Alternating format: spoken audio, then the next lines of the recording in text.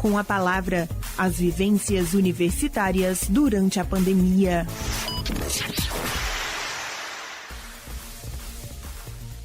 O Com a Palavra, as vivências universitárias durante a pandemia, é um podcast semanal, produzido pela Assessoria de Comunicação da Universidade Estadual do Sudoeste da Bahia, a UESB. São 8 episódios com relatos, experiências, sentimentos, sensações sobre a reinvenção e ressignificação das rotinas na universidade diante da pandemia do coronavírus.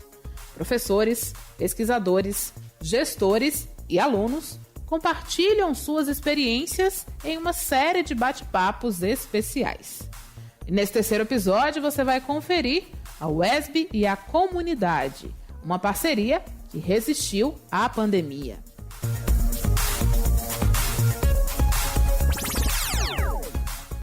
A crise trazida pelo coronavírus tem influenciado diversos setores, e entre eles o da educação superior, já que as suas atividades realizadas dentro da universidade estão desde março do ano passado sendo remanejadas e readaptadas. E nesse momento de crise mundial, a UESB está promovendo diversas ações extensionistas para mitigar os efeitos da pandemia. Professores, pesquisadores, técnicos e alunos das diversas áreas de conhecimento da universidade estão cada um no seu campo de atuação, propondo e realizando ações que contribuam para o enfrentamento dos efeitos do Covid-19 e pensando em alternativas para a continuidade da nossa vida em sociedade. Os professores Arlete Santos, Diógenes Lima e também Gleide Pinheiro, que além de docente é pró-reitora de extensão de assuntos comunitários da UESB, é que vão participar do nosso bate-papo de hoje. Com a pandemia, os extensionistas se viram diante do desafio: reinventar a forma de extensão para que fosse possível dar continuidade às ações, manter os vínculos já existentes na comunidade e também assistir a população. E para começar essa nossa conversa, a gente vai receber o professor Diógenes Lima, ele que dedicou mais de meio século à educação, desde a educação infantil até a pós-graduação. Atualmente ele integra o quadro docente do Departamento de Estudos Linguísticos e Literários e também do Programa de Pós-Graduação em Letras, Cultura, Educação e Linguagem da UESB, no campus de Vitória da Conquista. Professor Diógenes, eu queria que a gente começasse esse bate-papo falando sobre o projeto de extensão Solo in English e também todas as adaptações que foram necessárias para que tivéssemos continuidade do projeto, mesmo em meio a tantos desafios trazidos pela pandemia.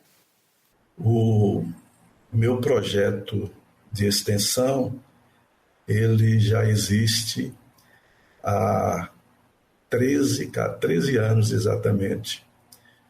Então, e o nome do projeto, o nome inicial do projeto é Solo in English, que é uma sigla em inglês. Esse SOL significa Series of Lecture in English, que traduzido para o português é série de palestras em inglês. Então, as 10 palestras que nós tivemos, elas foram todas, as 11, foram 11 palestras, elas foram especificamente em língua inglesa. Com a pandemia, uma sugestão, inclusive, da colega Suede Fawaz, da área de línguas e literaturas, né, que é a Léo, a gente decidiu acrescentar as outras línguas que fazem parte do currículo da UESB. E essas línguas são, além do inglês, francês, espanhol e Libras. E foi uma iniciativa muito interessante, porque nós tivemos a oportunidade de contemplar essas línguas, né, que fazem parte do currículo e dar também assim, uma possibilidade e oportunidade aos alunos e interessados nessas outras línguas em terem acesso, né, à língua-alvo por meio dessas palestras, dessas mesas redondas. Então, como disse, nós tivemos 2 atividades online. Inclusive, a última terminou agora recentemente. Todas essas atividades, elas tiveram um grande sucesso. É claro que nós tivemos também problemas, né, por conta da tecnologia, principalmente no meu caso, já estou um pouco de idade e não estou muito afeito a essas novas tecnologias, mas felizmente eu tive o privilégio, né, a sorte de contar com duas ex-orientandas minhas do mestrado em Letras, Cultura, Educação e Linguagens, e que deram um grande apoio. Elas têm muito conhecimento em tecnologia, de maneira que realmente facilitou para mim. O público que foi contemplado é um público diversificado. Nós tivemos aí ao todo a participação de mais de 500 pessoas. Isso foi uma das vantagens, inclusive, de oferecer essa especialização online, porque a gente teve a oportunidade de contar com palestrantes e participantes de várias partes do Brasil e até mesmo do exterior. Então, isso foi realmente uma grande vantagem para esse curso de extensão. Os desafios foram vários. Como já falei, lidar com tecnologia sempre tem os seus problemas. E principalmente, como eu disse, no meu caso, que não tenho muita familiaridade com essas novas tecnologias. Os desafios são aqueles que acontecem geralmente, né? Queda da internet, falta de energia, barulho externo, uma coisa que acontece muito. Eu, por exemplo, resido aqui. Quando começou a pandemia, eu saí de Conquista e vim para a minha cidadezinha natal e fico aqui na casa do meu sogro. Então, uma casa que é muito frequentada, apesar da pandemia, né? Então, existe muito barulho, isso não deixa de incomodar também. Mas, de um modo geral, os resultados foram realmente positivos, justamente por conta, principalmente disso, né? Que a gente teve a oportunidade de contar com pessoas renomadas, palestrantes, pesquisadores de várias partes do Brasil e do mundo que vieram compartilhar conosco seus conhecimentos, suas experiências e suas pesquisas recentes. Que bom, hein, professor, perceber esses resultados de ampliação dos horizontes do projeto. E agora, uma pessoa que também teve as ações extensionistas marcando profundamente toda a sua trajetória profissional é a professora Arlete Santos, que a gente convida agora para integrar esse bate-papo. É ela que realizou já diversas pesquisas, projetos voltados para a educação do campo, diversidade, movimentos sociais. Hoje, ela atua no curso de Pedagogia da UESB, no campus de Itapetinga, e também no programa de pós-graduação em Educação. Tem a sua história marcada pela militância nos movimentos sociais, especialmente no movimento do Sem Terra. E por mais de 20 anos, foi professora também da educação básica, atuando em escolas de assentamentos do MST, o que acaba por levar parte dessa experiência para a temática e para todas as suas produções acadêmicas atuais. Professora, eu queria que a gente começasse essa nossa conversa falando sobre o programa Formação de Professores do Campo, o Forma Campo, que surgiu em função da carência de formação em educação do campo e também de políticas públicas, e de que maneira que foram os desafios enfrentados, tanto na sua atuação como docente, como no projeto de extensão de formação de professores do campo. Eu trabalho com a área de pesquisa voltada para a questão dos movimentos sociais e a educação do campo. Sempre, durante a minha vida acadêmica, eu fiz projetos de pesquisa voltados para a inserção dos movimentos sociais na academia também, do ponto de vista de sujeitos, observando que eles não são, na verdade, uma pauta, inclusive, dos movimentos, não ser apenas objeto, mas também ser sujeitos. Serem sujeitos, que na verdade essa pauta que move os movimentos sociais a partir da década de 90 na América Latina, serem sujeitos propositivos e não serem apenas objetos, terem os seus conhecimentos reconhecidos, como também possibilidades de conhecimentos e de propostas serem propositivos e não somente reivindicativos, a partir das políticas públicas. Nesse sentido, eu venho desenvolvendo projetos de pesquisa e extensão na academia, buscando fazer essa integração de ensino, pesquisa e extensão. Ensino, justamente porque trabalhei sempre com essa discussão da educação do campo, da diversidade e dos movimentos sociais na academia, mas ao mesmo tempo tempo direcionando as pesquisas e a extensão para essas temáticas. Então, aqui na UESB tem um projeto de pesquisa que é voltado para a implementação para análise da implementação das políticas do Plano de Ações Articuladas, o PAR, nos municípios da área de abrangência da UESB. Então, a gente trabalha hoje com 136 municípios de 7 territórios de identidade fazendo pesquisa e extensão. Nessa pesquisa, né, ao diagnosticar a carência de formação em educação do campo nos vários municípios, então nós criamos recentemente o projeto de extensão denominado de Forma Campo, que é justamente visando formar professores na perspectiva da educação do campo, porque essa ainda se constitui uma lacuna no conhecimento e nas políticas públicas, né, de pensar a especificidade do campo. O campo, nesse sentido de perspectiva emancipatória dos movimentos sociais, essa educação que difere do que nós conhecemos de educação rural, que é dentro de uma lógica urbanocêntrica, né? Mas sim é uma perspectiva de educação do campo que é nascida dos movimentos sociais, pensada por eles, junto com eles, e eles como sujeitos, como protagonistas. Então, o Forma Campo, ele vem nesse intuito de observar essas perspectivas dos camponeses, das suas identidades, das suas culturas, dos seus saberes, do seu modo de produção da existência. Esse é o diferencial desse projeto que está acontecendo atualmente, com cerca de 6.800 inscritos, só profissionais do campo, que atuam no campo da educação básica, né? Na educação básica, nesses 136 municípios que aderiram ao projeto. Também uma outra atividade que nós temos desenvolvido como extensão na universidade é a jornada universitária em defesa da reforma agrária. Nós já estamos aqui na UESB na 3ª edição, que vai acontecer esse ano, né? Aconteceu ano passado remotamente, também envolvendo profissionais, pesquisadores de várias instituições do país, também no canal que a gente tem no GEPENDEC, que é o grupo de pesquisa que eu coordeno, né, que é o Grupo de Estudos e Pesquisas, Movimentos Sociais, Diversidade e Educação do Campo Cidade. Isso nos proporcionou a criar uma rede internacional, uma rede latino-americana, que é a primeira, na verdade, né, a primeira que surge no país, pensando a perspectiva de educação do campo, que é a rede PEC, constituída por pesquisadores de vários países da América Latina e da região nordeste do Brasil.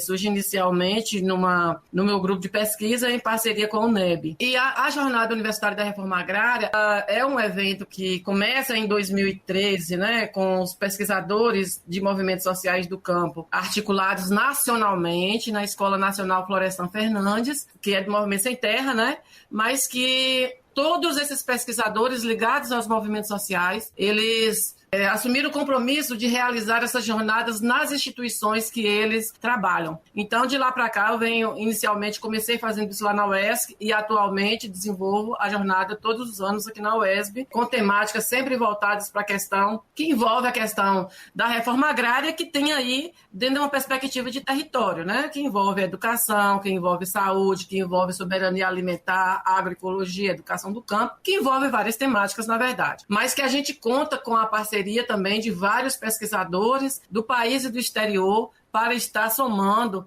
na construção desse evento que a gente tem feito ano a ano. É isso, né? Então, a gente tem trabalhado nessa perspectiva de desenvolver, sempre na perspectiva da formação humana, buscando a integração do ensino, pesquisa e extensão. Agora a gente passa na sequência, né, fazendo uma nova rodada aí para que a gente reflita um pouco sobre isso que vocês mesmos falaram, né, sobre a gente passa de uma maneira geral por um momento de muita dualidade, assim, por um lado a gente tem aspectos positivos, por outro a gente tem limitações, desafios, não é? Eu queria que vocês falassem um pouco, relatassem um pouco de uma maneira mais prática dentro da experiência de vocês, como vocês lidaram com esses percalços, com esses desafios e de que maneira que vocês avaliaram o resultado de uma maneira geral dentro dos públicos atendidos, dentro de se atingir outros públicos. Aí a gente começa a falar com o professor Diógenes para que ele comente um pouco sobre como foi, né, ou como ele avalia esses resultados anteriores à pandemia e agora, diante, né, da utilização da tecnologia, de atingir outros públicos maiores, como ele mesmo comentou anteriormente. Bom, nós estamos aí vivendo um momento atípico, né? Isso já até virou um clichê por conta da pandemia. Eu, por exemplo, como coloquei anteriormente, saí de Conquista e estou fora de Conquista há mais de ano, né, de um ano. Vim aqui para uma localidade, a minha cidade, entre aspas, né, natal, que na verdade não é uma cidade, é um distrito bem pequeno e que, de certa forma, foi bom, não é? Porque os casos de Covid aqui foram bem reduzidos e os meus filhos, eu tenho 2 crianças, uma de 12 e a outra de 13 anos, então, de certa forma, eles tiveram mais liberdade aqui, né? Se tivessem Conquista, estariam presos num apartamento e aí ia afetar muito mais ainda essa questão da saúde mental dessas pessoas. Então, é uma experiência realmente totalmente nova e que também provocou aí um grande aprendizado, né? Com relação à extensão, especificamente, como eu disse, nós tivemos 11 sessões presenciais, que foram muito interessantes, principalmente por conta da interação. Aqui, online, essa troca, essa interação, ela é feita por meio do chat, e não é nunca igual como se fosse presencialmente, né, que as pessoas têm a oportunidade de discutir face a face, não só com o palestrante, com o membro da mesa redonda, mas também com os outros participantes do evento. Então, nesse sentido, existe aí essa limitação, porque esse diálogo ele é feito por meio do chat, e aí as pessoas que estão coordenando aqui vão transmitir essas perguntas, esses comentários para o palestrante ou para o membro da mesa redonda. Isso eu acho realmente uma parte negativa,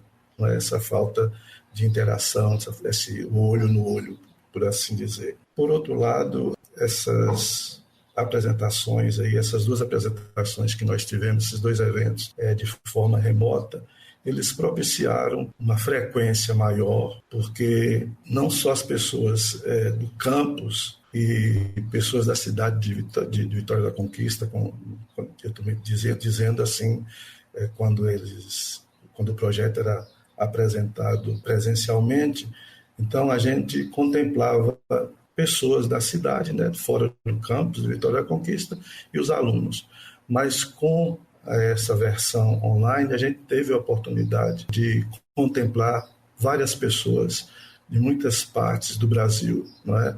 E até mesmo do exterior. Tivemos participantes de fora do país, Estados Unidos, da França, da Espanha. Então, nesse sentido, foi uma grande vantagem, né, em o projeto ter sido apresentado online. Outra questão também é porque esse é um projeto sem ônus, o meu projeto é sem ônus. Então, quando eu comecei, já que eu faço parte do programa de pós-graduação em Letras, Cultura, Educação e Linguagens, então todas as vezes que eu convidava um professor para participar de uma banca ou principalmente de banca, eu pedia a esse professor para que fizesse uma palestra, e foi assim que o projeto teve início, né? Porque essas pessoas vinham com financiamento da UESB, e aí eu aproveitava e pedia para que eles fizessem uma apresentação.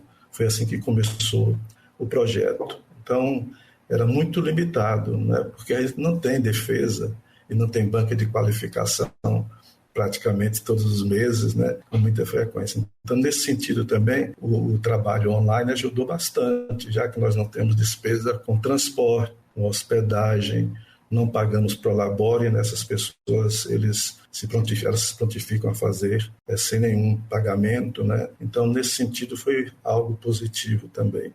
Agora, a gente passa a palavra para a professora Arlete para que ela relate um pouco desse processo, da experiência, por mais que, pelo seu comentário aí, o seu ingresso na UESB foi em 2019.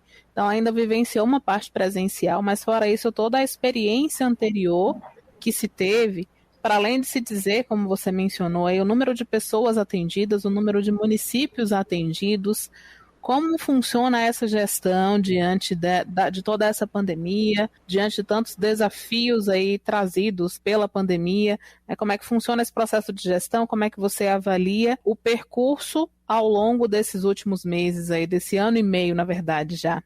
Então, na verdade, assim, para o professor, né, esse momento de pandemia, do ponto de vista de desafios, foi algo assim muito... Não foi fácil, né? Foi algo que a gente estava dando aula, né? Veio a vida toda trabalhando presencialmente e, de repente, chegou um momento que acordou e não poderia mais fazer aquilo, né? Um momento que veio, que a gente teve que, de uma hora para outra, virar youtuber, sair aí gravando aula, fazendo atividades síncronas e assíncronas, conforme foram determinando a legislação. E para nos adaptarmos a esse novo contexto que nós estamos vivendo, né? Eu digo que não tem sido fácil, né? Principalmente porque nós não temos nem como mensurar ainda quais as consequências que essa pandemia causará ou está causando, né? Acho que nos próximos 2, 3 anos a gente vai ter como dimensionar melhor isso aí, do ponto de vista psicológico, do ponto de vista de saúde mesmo, né? Muitos professores doentes mentalmente e mesmo fisicamente mesmo, né? A gente tem visto aí casos muito difíceis, né, de serem resolvidos, e até o número de suicídios de pessoas da área da educação tem aumentado consideravelmente por conta desse momento pandêmico que estamos vivendo. Por outro lado, nós tivemos também que buscar alternativas, até mesmo se a gente for pegar aqui conceitos como o do Ricardo Antunes, que traz aí a questão da uberização da educação, que é o caso do professor ter que pagar com recursos do próprio bolso as formas de se manter no trabalho, que foi justamente o que aconteceu na área da educação. Nós tivemos que lidar com a questão de internet, né? Pagar a internet, comprar maquinários, né? Computadores e etc., para podermos fazer com que a educação acontecesse. Então, são desafios e dificuldades que nós enfrentamos nesse momento, e até mesmo a distância, né? Porque o fato de não estar lidando com o outro, né? A gente tem aí, inclusive, uma nova doença que está surgindo, que me fugiu, inclusive, o nome aqui agora, mas que a gente tem uma professora, tem uma pesquisa na UERJ que vem direcionando isso, que é a questão de você estar falando com as telas, né? Falando, as pessoas não, mesmo estando conectadas, mas como a gente fecha as câmeras, e aí a gente não tem muito essa questão da visibilidade de quem está dialogando com a gente do outro lado. E isso também está impactando psicologicamente os professores e causando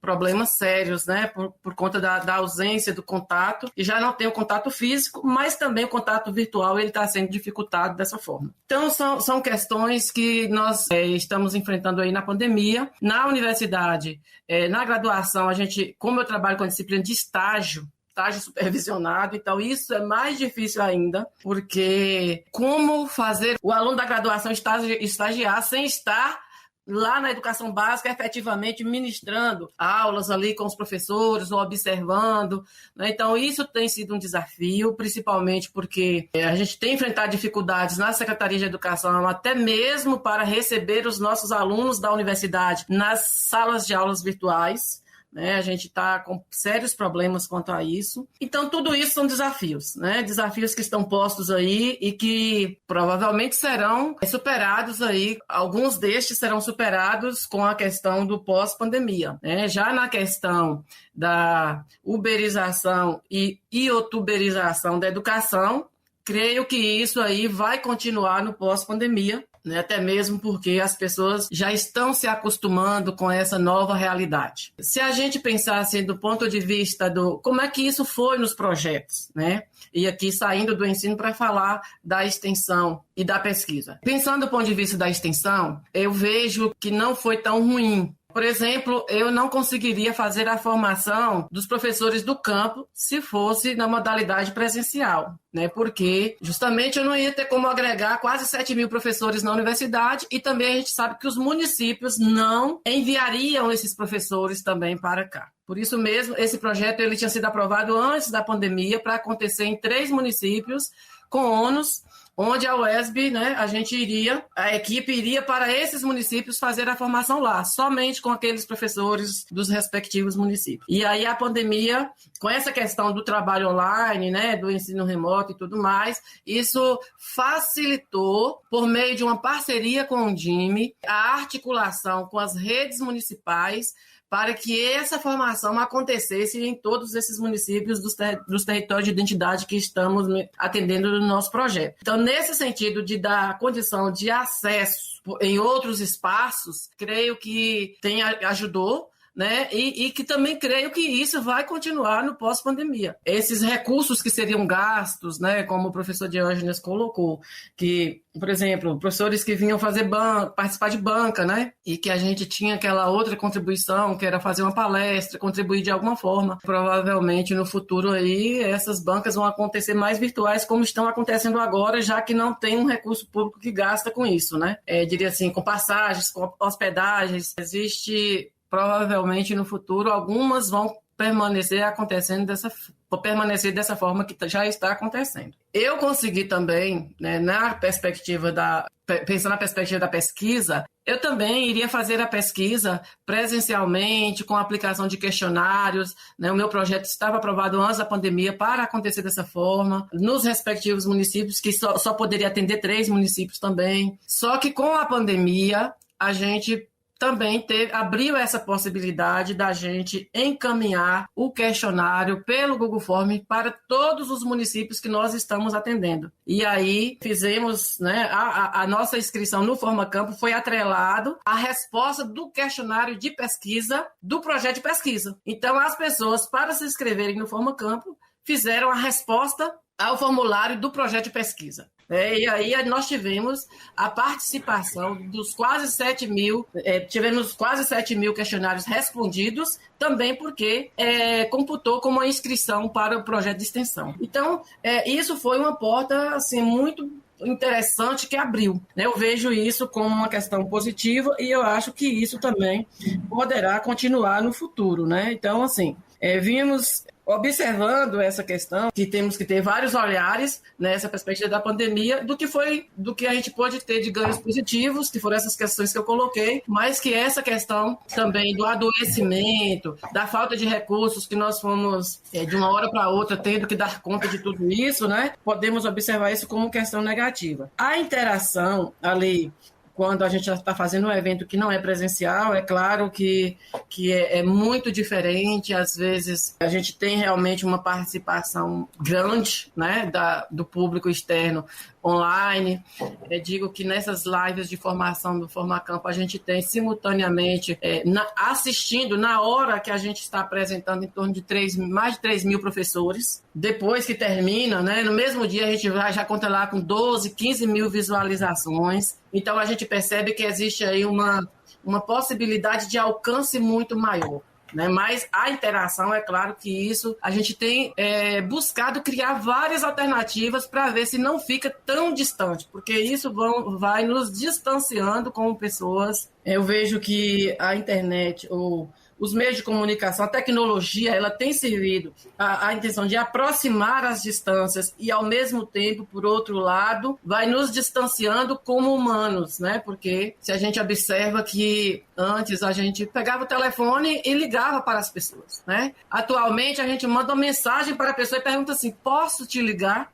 Né? Eu tenho recebido muito isso. A pessoa, antes de me ligar, ela manda uma mensagem e pergunta, posso te ligar? É uma coisa que não acontecia antes. E aí, quando a gente recebe uma ligação, às vezes a gente admira. Quem está me ligando? A gente está tão acostumado a ouvir áudio ali no WhatsApp que a gente já perdeu essa condição de falar com o outro, mesmo que à distância, pelo telefone. E agora, como se não bastasse, as pessoas inventaram essa questão do acelerar o áudio. Né? A gente não tem mais nem a paciência de ouvir o áudio do WhatsApp. Então, assim, no futuro, a gente vai discutir isso mais para frente, né? Como é que a gente vai continuar sendo humano dentro dessa questão que a pandemia ou que a tecnologia está trazendo para a gente, né? Eu vejo isso, né? Eu vejo que, de modo geral, o público, a gente tem conseguido ter mais acesso com o público dos vários lugares aí do planeta, com a questão que foi descobrindo aí com essa questão da pandemia, né? A gente pôde atender mais pessoas, mas a gente perdeu, por outro lado, nessa questão do contato humano, né? E que isso vai nos impactar no futuro em algumas questões. Perfeito, professora. Agora, pessoal, queria só que vocês fizessem uma reflexão mesmo sobre esse momento, sobre aprendizados, e deixassem aí uma palavra, uma frase, uma indicação de livro, uma música que represente dentro da visão de vocês, né, todos os sentimentos e sensações vivenciadas neste momento. A gente começa com o professor Diógenes.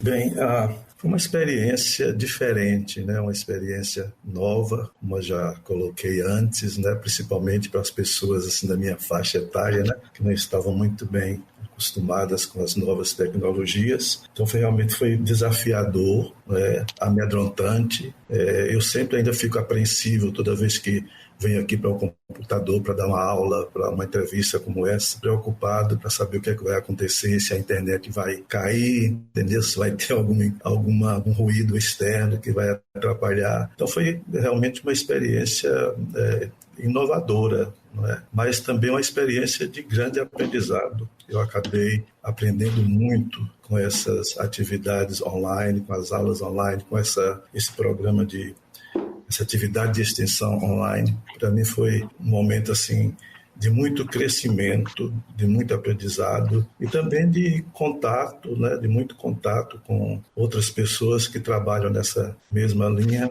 um procurando ajudar o outro. De fato, minha avaliação positiva, apesar de todos esses desafios que nós encontramos.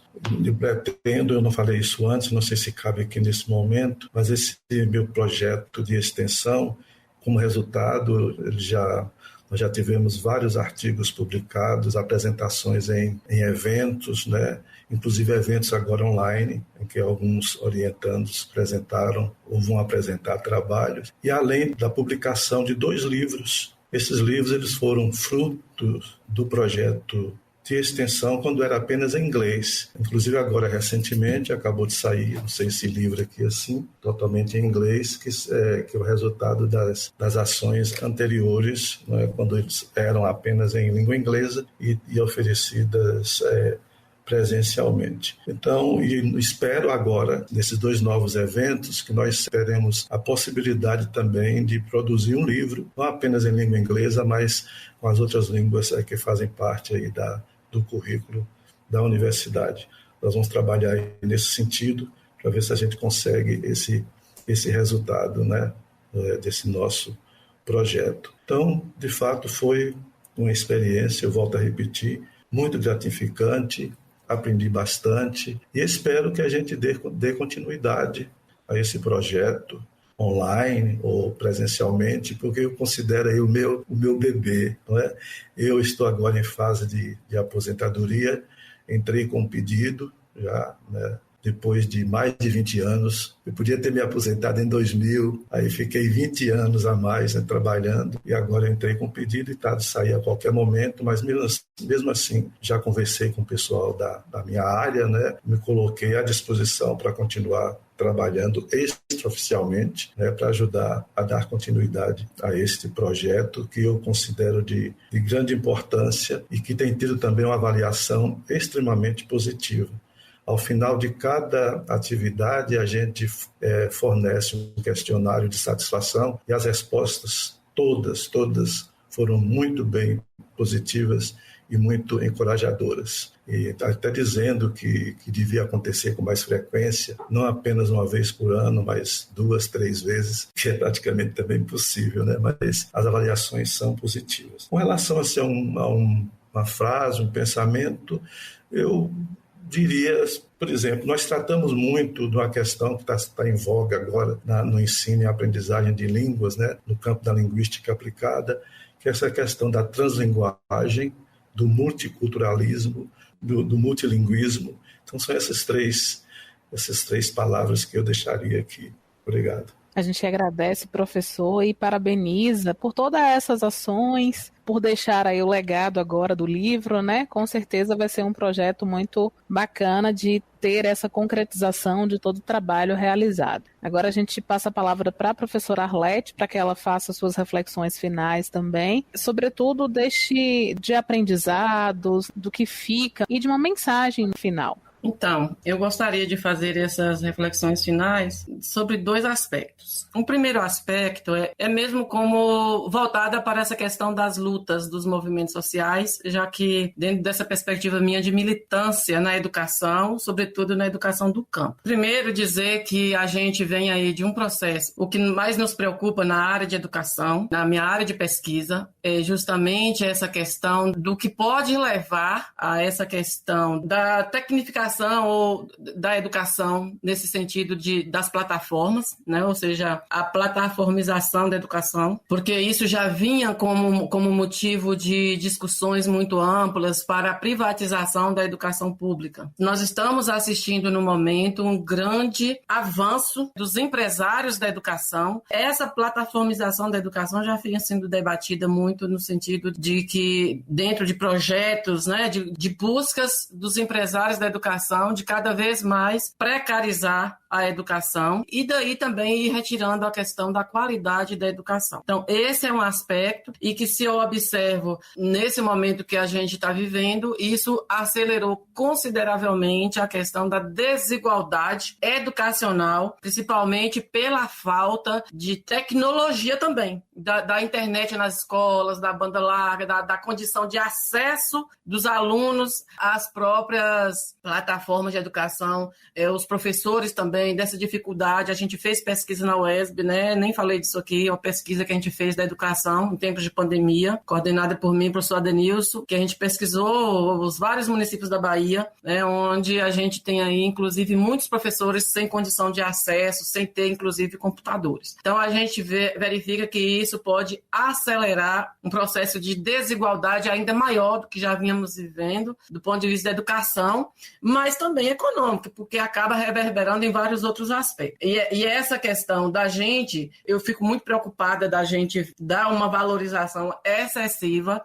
à questão da plataformização e isso depois repercutir para além da questão psicológica de adoecimento, mas também aumentar consideravelmente a questão da desigualdade e da privatização da educação pública, que já está bastante avançado como um projeto de sociedade do governo atual, que não começou agora, mas que agora avançou bastante. Essa é uma reflexão que eu gostaria de fazer. Como isso ressoou no campo? Aí eu trago para a minha área de pesquisa, que é a educação do campo. No campo, a gente vai ter um problema muito mais sério, uma vez que as pesquisas nacionais do contexto estadual e dessa área que a gente está pesquisando, a gente vai ter em torno de uma média de mais de 73% do alunado que não tem acesso à internet, não tem acesso à tecnologia. Então, a gente percebe aí, quando eu pego o campo, as áreas rurais, a gente pega os dados do INEP, do QEDU, enfim, da própria Fundação Lema, que é o QEDU, né? A gente vai ver ali que tem um número que passa de 70% de alunos que não têm acesso. Então, isso é muito preocupante. E no campo, os professores, os alunos têm buscado várias formas de minimizando essas dificuldades, essas desigualdades que estão sendo enfrentadas. E, assim, uma palavra final que eu gostaria de deixar é uma palavra sobre o Formacampo, né, que é esse, aí olhando agora pelo outro aspecto, que é do acesso, da condição de que esses professores que estão fazendo a formação nos vários municípios estão podendo fazer, nesse momento, conseguindo ter acesso à tecnologia, estão podendo fazer e não poderia se fosse presencialmente, porque talvez não se disporia de recursos para vir ao UESB, né? Até mesmo espaço físico a gente não teria para receber tantas pessoas. Então, isso foi um saldo positivo, que a gente está buscando suprir essa lacuna do conhecimento em educação do campo, porque normalmente os municípios não têm feito formações específicas para essa modalidade de ensino. E aí, como palavra de ordem, eu busco aqui uma palavra do Movimento Sem Terra, que é educação do campo, direito nosso, dever do Estado. A gente agradece muito os compartilhamentos trazidos pelo professor Diógenes e também pela professora Arlete. Agora a gente entra num segundo momento deste terceiro episódio do podcast Com a Palavra, inserindo também nessa conversa a pró-reitora em Extensão e Assuntos Comunitários da UESB, a professora Gleide Pinheiro. Além de ocupar o cargo de pró-reitora em Extensão, ela também é docente do curso de enfermagem e da residência multiprofissional em urgência e emergência no campus de Jequié. Professora, eu queria que a senhora começasse falando tanto da sua ação enquanto docente, mas, mais especificamente, enquanto coordenadora de Extensão e Assuntos Comunitários da UESB. A gente viveu momentos atípicos, tivemos 1 ano e meio aí, quase 2 anos, estamos chegando, de momentos muito desafiadores. Então, eu queria que você também trouxesse essa visão mais sistêmica, mais ampla, no campo da extensão dentro da UESB. Sou egressa da UESB e entre graduação e atuação profissional, eu estou nessa instituição há 30 anos.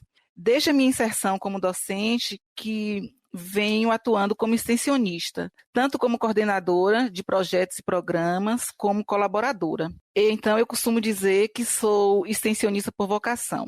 E em junho de 2018, fui convidada para assumir a PROEX, convite este que me possibilitou conhecer o universo da extensão na UESB e, sobretudo, contribuir para melhorias nas políticas internas e externas relacionadas à extensão.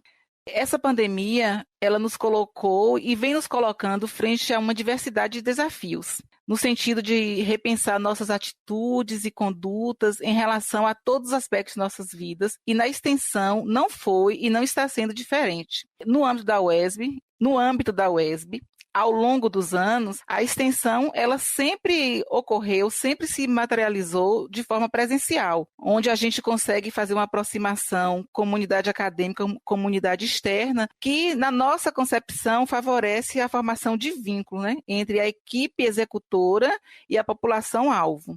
Entretanto, com o advento da pandemia, a gente se viu frente ao desafio de reinventar outros formatos, de fazer com que nossos extensionistas continuassem formando vínculos e fortalecendo vínculos com uma população que, de certa forma, já vinha fragilizada por alguma carência social, econômica, de conhecimento e que, nesse momento agora, se encontrava fragilizada por conta da necessidade do isolamento social.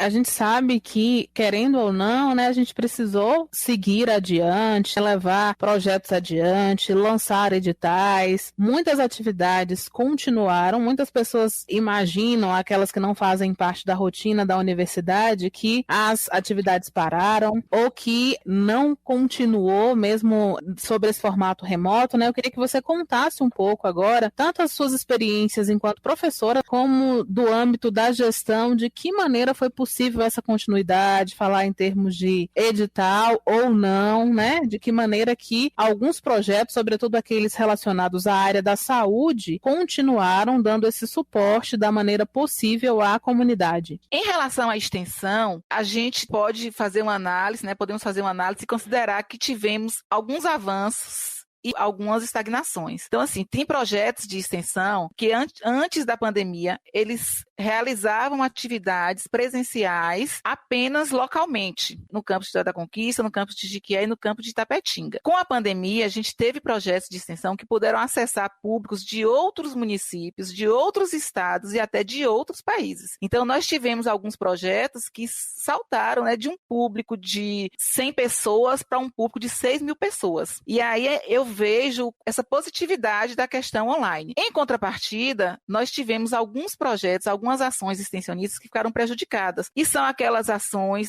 que estão ligadas principalmente, que são ofertadas principalmente para o público que vive em situação de vulnerabilidade social e econômica, que não tem acesso a tecnologias de informação, que mora na zona rural, estudantes dos ensinos fundamentais 1 e 2 e do ensino médio. Então, a gente pode considerar que a pandemia ela trouxe um aprendizado muito grande, que ela trouxe ganhos, mas que também trouxe alguns prejuízos que, com certeza, entendendo a extensão como uma ação dinâmica, é um prejuízo que pode ser recuperado lá para frente. Uma outra questão também é que eu acredito que a realização de atividades extensionistas na forma remota é algo que veio para ficar e acho que vai acrescentar o presencial, porque é importante também a universidade, claro que ela é regionalizada, regionalizada, a gente hoje tem um compromisso social com os 3 territórios de identidade onde estamos inseridos, que é o Sudoeste, Médio Sudoeste e Médio Rio de Contas, mas a gente entende também a importância de estar dialogando com instituições que estão implantadas em outros territórios e que a gente possa, inclusive, trocar, fazer com que o nosso público tenha acesso a ações que são ofertadas por outras instituições e também tornar acessível nossas ações para outros públicos, né, de outros territórios.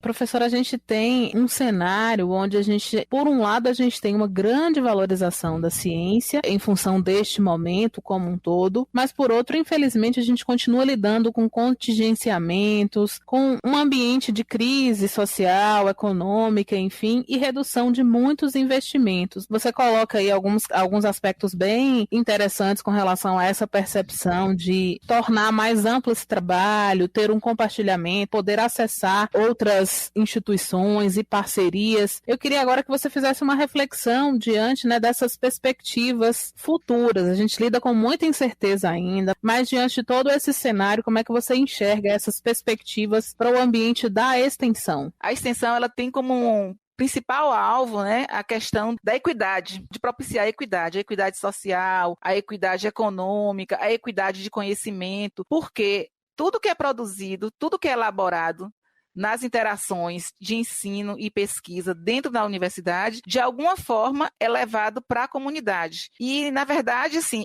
a extensão, ela propicia um espaço para que aconteça uma interação entre o saber acadêmico, que é o que é produzido na universidade, e o saber popular, que é o que é produzido pela população. Então, assim, não é que a universidade vai levar o seu conhecimento, ela vai propiciar uma interação para que, a partir das práticas extensionistas, essa população-alvo, que eu costumo chamar de grupo protagonista, possa elaborar novos conhecimentos e, a partir daí, refletir e propiciar mudanças na sua vida. Então, assim, para nós, extensionistas, a gente entende a importância de que, independente das atitudes dos governos, das pessoas, de alguns empresários, que a gente continue com esse compromisso de levar para a comunidade aquele conhecimento que é o conhecimento produzido cientificamente, testado e comprovado, né? Para que, a partir do acesso a esse conhecimento, a população possa refletir e elaborar seus conhecimentos e tirar proveito disso, né? Que é algo que vai realmente refletir positivamente na sua vida. Eu discuto muito isso no Fórum Nacional de Extensão, FORPROEX, e no Fórum Nordeste de Extensão, que a minha preocupação com a extensão na modalidade remota é que as pessoas passem a compreender extensão remota apenas como um depósito de conteúdo em uma rede social, porque a extensão, ela exige a interação. Mesmo que não seja presencial, eu preciso falar para alguém que me ouve e eu preciso ter o feedback dessa pessoa. Inclusive, até porque eu posso estar falando algo que não tem eco naquela comunidade, que não tem eco naquele grupo. Então, eu preciso do feedback. Então, a extensão, ela realmente só ocorre quando tem a interação entre o grupo que está desenvolvendo a ação e a população-alvo que está recebendo. E, sobretudo, ainda, quando esse grupo reflete e ele toma aquele conhecimento que foi elaborado ali como algo significativo para mudar a sua vida, para melhorar a sua qualidade de vida. Sim, com certeza a gente fala muito sobre esse âmbito profissional que a gente tem dito, mas como você bem disse aí, eu acho que o alvo mesmo da extensão são exatamente dessas comunidades. E aí agora eu queria que você falasse um pouco sobre esse lado mais humano das relações interpessoais, da saúde mental e de que maneira você pôde perceber, mesmo diante de tanta adversidade, a contribuição dos projetos a essas comunidades. A gente teve vários projetos, Psicologia em Link, alguns da área de saúde também, que dentro dessas possibilidades e de adversidades continuaram prestando esse serviço junto à comunidade, não deixando parar em alguns momentos, foi o que você mencionou, né? A gente teve projetos que saiu de um público de 100 pessoas para um público de 6.000 pessoas. De que maneira foi percebida essa recepção das ações ao longo desse período de pandemia? A pandemia, ela trouxe muitas novidades para a gente. Eu sou formada em enfermagem, né? Sou enfermeira, graduada em enfermagem, e eu só ouvi falar de algo semelhante à pandemia Covid-19 na história da saúde pública no Brasil. Então, assim, para mim foi uma experiência, para mim também foi uma experiência diferenciada, acho que para todos nós, né? Foi uma experiência diferenciada. E, assim, o que a gente percebeu é que aumentaram os relatos de adoecimento mental, emocional e físico, por conta até desse trabalho remoto, que ele exige muito, ele exige tempo. Algumas pessoas não sabiam lidar bem com a questão tecnológica, e aí, assim, foi difícil para todo mundo, né? A gente vê a questão do aumento do desemprego, aumento de casos de violência doméstica, porque o trabalho saiu do espaço extra-domicílio e veio para o domicílio, então aumentou o convívio entre pessoas que já tinham um certo conflito, né? A questão da negação da doença, que é algo que também acaba deixando a pessoa confusa, porque os cientistas falam que precisa usar máscara, precisa ter a higiene das mãos e precisa ter a etiqueta da tosse. Aí tem algumas pessoas que falam que não precisa nada disso, que você pode sair à vontade, que pode se infectar com vírus, que a imunidade de rebanho iria dar jeito, né? Então, assim, foram situações que fizeram com que a universidade tentasse encontrar formas de não se distanciar desse público. E aí, como você fala, a gente suspendeu as atividades presenciais em 20 de março de 2020 e em abril de 2020, a gente conseguiu identificar iniciativas dos nossos extensionistas no sentido de ofertar ações que pudessem ajudar a população a compreender melhor esse momento e, inclusive, a adotar as medidas necessárias para a preservação da saúde individual e coletiva, né, para a preservação da vida. Um desses projetos que você, inclusive, falou foi o Psicologia em Link, Viralize o Cuidar de Si, o Cuidar do Outro, uma ação extensionista que foi desenvolvida pelos professores do curso de Psicologia da nossa instituição e que atendeu a várias pessoas, a um público interno e também ao público externo. E essa ação, ela continua até hoje porque as consequências dessa pandemia, elas vão continuar durante muito tempo. Então, a gente ainda precisa, né, de projetos que trabalhem nesse sentido. Também a questão de um projeto que trabalhou e vem trabalhando com a desmitificação das fake news. Acho que isso é super importante, né, que a gente possa mostrar para a nossa comunidade o que é verdade, o que não é verdade, o que deve ser considerado para o controle da pandemia e o que não deve ser considerado. Eu percebo que foi no contexto da pandemia, no contexto das dificuldades, que a extensão teve que criar alternativas para se aproximar da comunidade. A gente já tinha um vínculo com essa comunidade e a pandemia, ela mostrou para a gente o quanto é importante que a universidade encontre formas, né, formatos diferenciados de se fazer presente em alguns grupos sociais, em alguns grupos comunitários, no sentido da gente estar prestando um serviço que faça com que essa pessoa entenda, né, a importância que é a preservação da vida. Então, o isolamento social, ele não é só para evitar que o vírus se propague, porque por trás da propagação do vírus está a questão do agravamento da doença, internamento em UTI, inclusive a morte, né, a perda de pessoas. Mas o isolamento social, ele visa, sobretudo, preservar a vida. E aí, nesses nossos projetos de extensão, a gente trabalhou muito isso. No ano passado, a gente conseguiu atingir um público de 180 mil pessoas.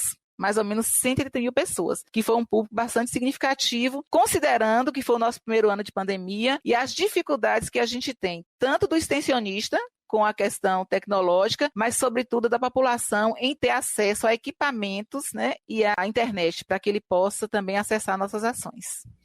E para finalizar, Gleide, eu queria que você deixasse uma mensagem, simbolizando o seu sentimento em relação a esse momento, em relação ao futuro.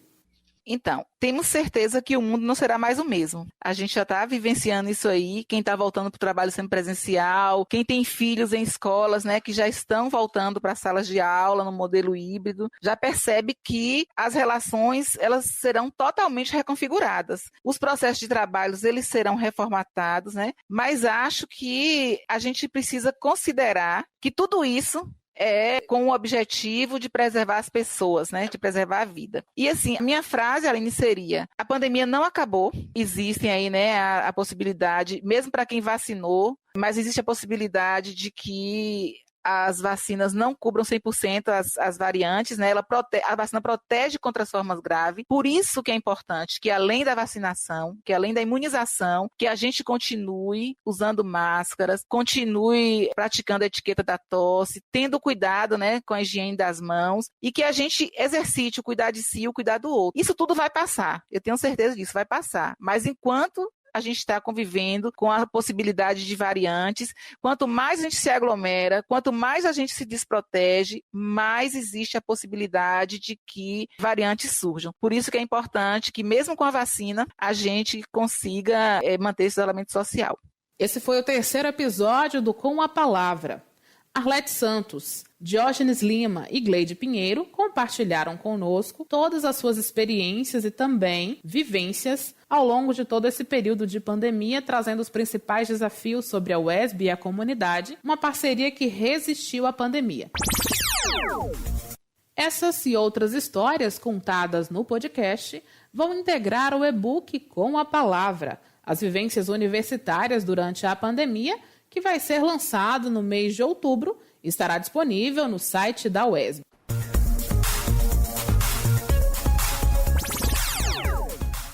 Ao encarar a dura realidade imposta pela pandemia, estudantes e professores das áreas de saúde da UESB criaram alternativas para se qualificar, desenvolvendo estratégias que viabilizassem a volta dos atendimentos. Se o contexto pedia distanciamento social e as rotinas de estudo e atendimento precisavam acontecer de forma virtual, as telas dos computadores, notebooks e celulares ganharam mais significado e importância com a realização de webinários e teleconsultas. E esse é o tema que você vai conferir no nosso próximo episódio. Do presencial ao remoto, a realidade dos atendimentos em saúde. Esse podcast é uma produção da Assessoria de Comunicação da Universidade Estadual do Sudoeste da Bahia, a UESB. Com a palavra, as vivências universitárias durante a pandemia.